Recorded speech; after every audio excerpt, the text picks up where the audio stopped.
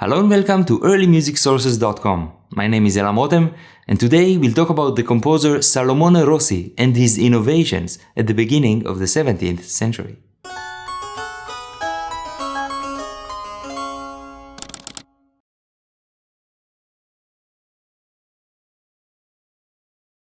The Jewish composer Salomone Rossi, apart from writing truly beautiful music and playing an important role in my own personal musical career, was a very unique figure and an innovative composer. He was extremely prolific and published many books of madrigals, instrumental music, and famously a book of polyphonic Jewish sacred music.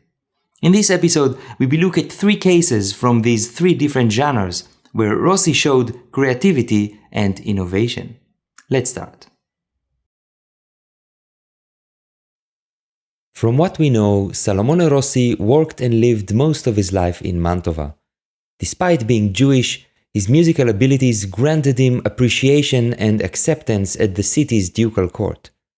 Rossi's most famous colleague there was Claudio Monteverdi. The two collaborated as composers and most probably also as instrumentalists. Monteverdi is known today for his innovations in the field of counterpoint and musical expression. But Rossi was also innovative, but in different fields. As you might know, around the turn of the 17th century, a new kind of music was introduced. Monodic music that essentially consisted of only 2 parts, the solo part and its accompaniment, or basso continuo. This was in opposition to polyphonic music that was made up of several voices, all equal in their importance. A famous figure in this context is Giulio Caccini, who in 1602 published a collection of monodies he called Le Nuove Musiche, the new music. It was indeed new for a composer to compose only 2 lines, one for the voice and one for the accompaniment, but it was not new to hear performances that included only one voice and accompaniment. In Salomone Rossi's first book of 5-part madrigals, published in 1600, in addition to the traditional way of presenting the 5 parts in 5 separate part books, he introduced an additional feature. For some madrigals, in the canto part book, he added a chitarrone intabulation. A chitarrone, that in some sources is a synonym to a theorbo, is a late 16th century lute instrument with additional bass notes. Rossi's chitarrone intabulations are an instrumental reduction of all the voices of the composition. Such reductions, be they for keyboard or lute instruments, seem to have been a common way to accompany polyphonic music. The special implication here, though, is that apart from merely accompanying the 5 voices, it allowed a performance of only one accompanied singer. Let's listen to the beginning of the madrigal Cor mio de non languire, only with its 5 vocal parts.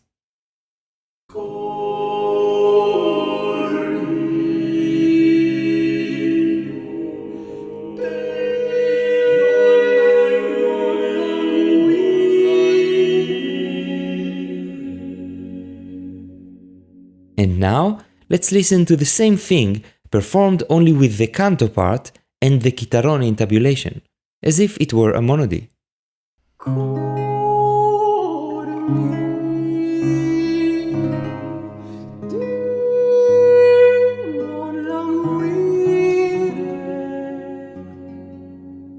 Rossi's notation, apart from being the first recorded example of chitarrone intabulation, was an innovative attempt to go with the time, to make a bridge between the old polyphonic music and the new monodic music.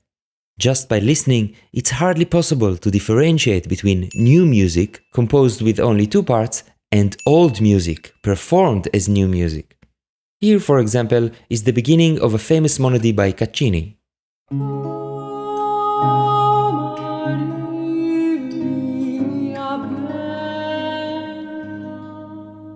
And here again, Rossi's Cor mio.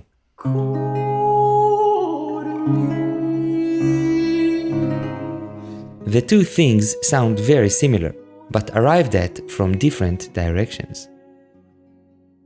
Fun fact: in 1602, a nobleman from Padova wrote to the Duke of Mantova asking him permission to invite the singer Francesco Rasi, the biggest star of that period, who some years later sang Monteverdi's Orfeo. The nobleman added that in case Razi was unavailable, he'll be happy to have instead the two Jews, Salomone and his colleague Isacco. Although it's not clear exactly what kind of music they performed or sang together, being second only to Francesco Razi says a lot. Rossi's musicianship, both as a composer and a performer, was highly appreciated. Apart from composing and publishing no less than 8 books of Italian secular music, Rossi was also an instrumentalist, probably a violin player, who published 4 collections of instrumental music. These were very popular and based the standards for the instrumental style of the first half of the 17th century. Let's see. Most of Rossi's instrumental pieces were composed in a trio texture, 2 high parts and basso continuo. In his first 2 books, from 1607 and 1608, there are also a few pieces for 4 and 5 parts, but often those extra parts are marked as si placet, leaving the core of the composition made of only 3 parts. In some of the publications, and unlike the norm, the parts were assigned with specific instruments, 2 violins and a chitarrone. The compositions range from light and short movements to groovy dances and longer variation sonatas. However, in the first book one can already find rather special features. Take this Sinfonia for example. It is written in an adagio toccata style, a bit like a dramatic recit, and includes a typical example of an echo effect.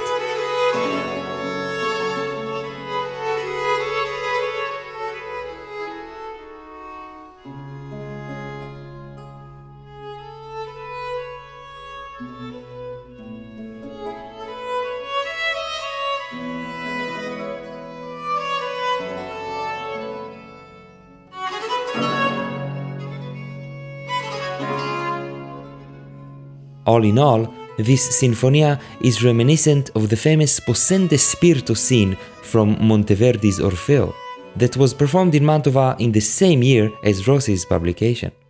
It is highly likely that Rossi took part in the performance of Orfeo as a violinist, but it is even possible that his compositional style influenced some of Monteverdi's music.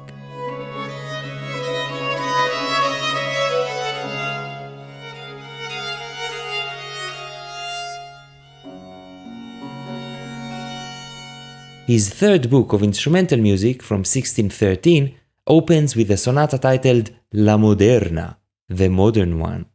It might be that he referred to the use of the diminished fourths in the bass. I'll sing it quickly.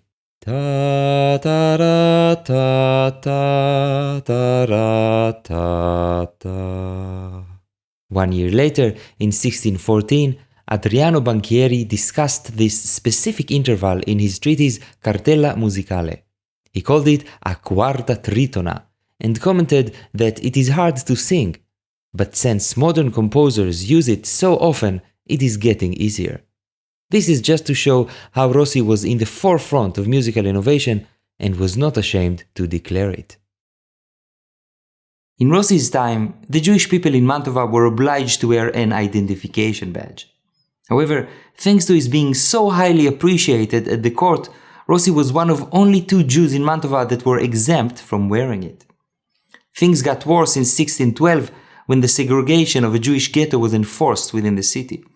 This negative development might have been what made Rossi look more deeply within his community and brought him to try and modernize and revolutionize the traditional music of the synagogue. Let's see.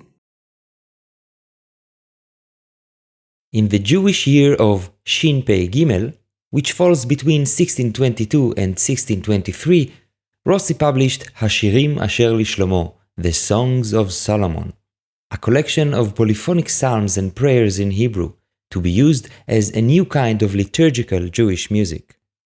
The entire collection is in Hebrew, from the title to the page numbers, and it constitutes the first music in Hebrew ever to be printed. Since Hebrew is written from right to left, and music is notated from left to right, the manner of printing was not obvious.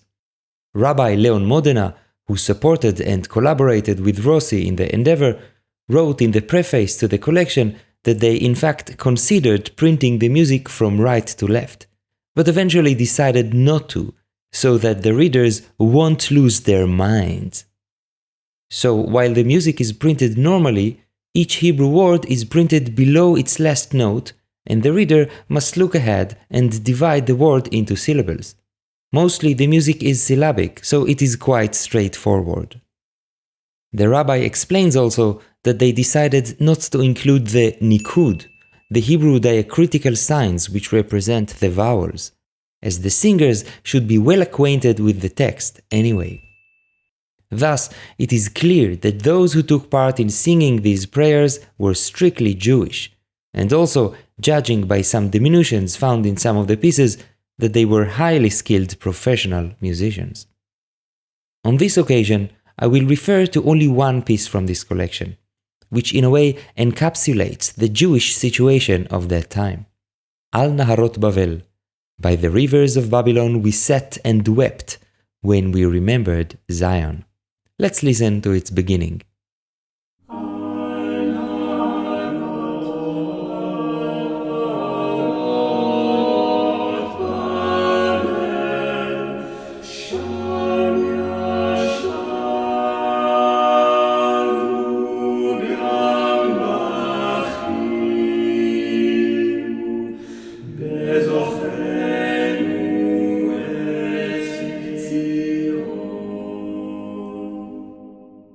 As you see and hear, it is set in a rather low tessiture, appropriate to the mourning sentiment of the psalm.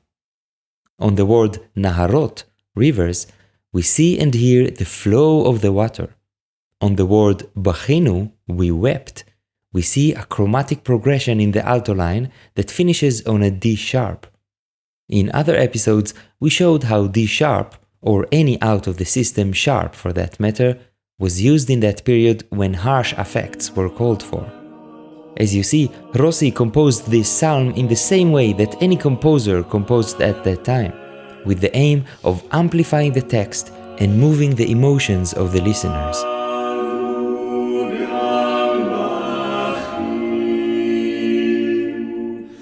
One of the central verses of this psalm is the following: "How can we sing the song of the Lord in a foreign land?" This verse was especially relevant to Rossi, as he literally sang the song of the Lord in a foreign land. On the word nashir, to sing, Rossi used a little melisma, a typical example of word painting. But the way he sets the word al admat nechar, in a foreign land, is especially clever, for at that moment he made an authentic cadence to E. Let's listen.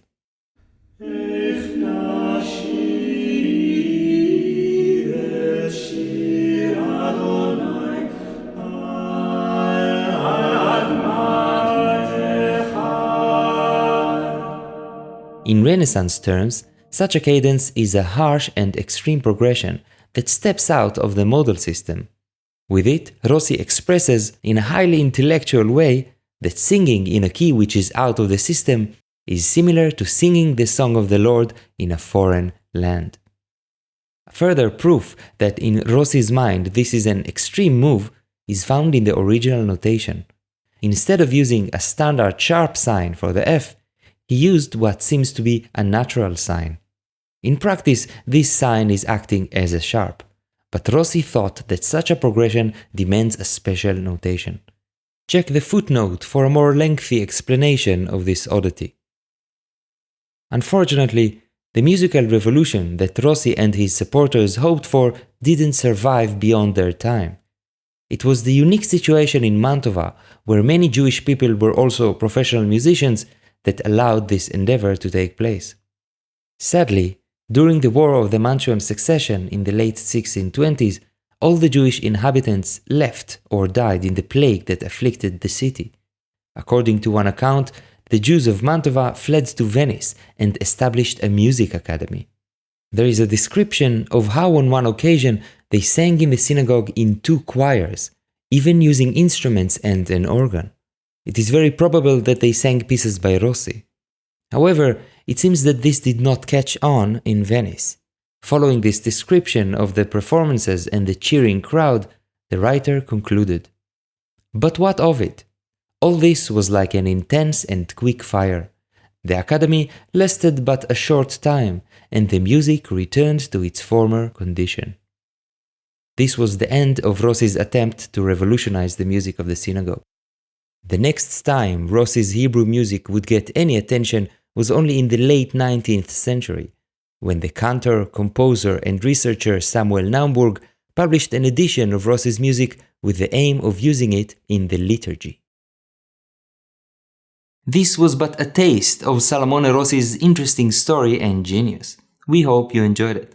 Don't forget to check the special page on our website with all the footnotes and other extra information. If you enjoy early music sources, feel free to support us on Patreon. Comment, share, and like. See you next time at earlymusicsources.com.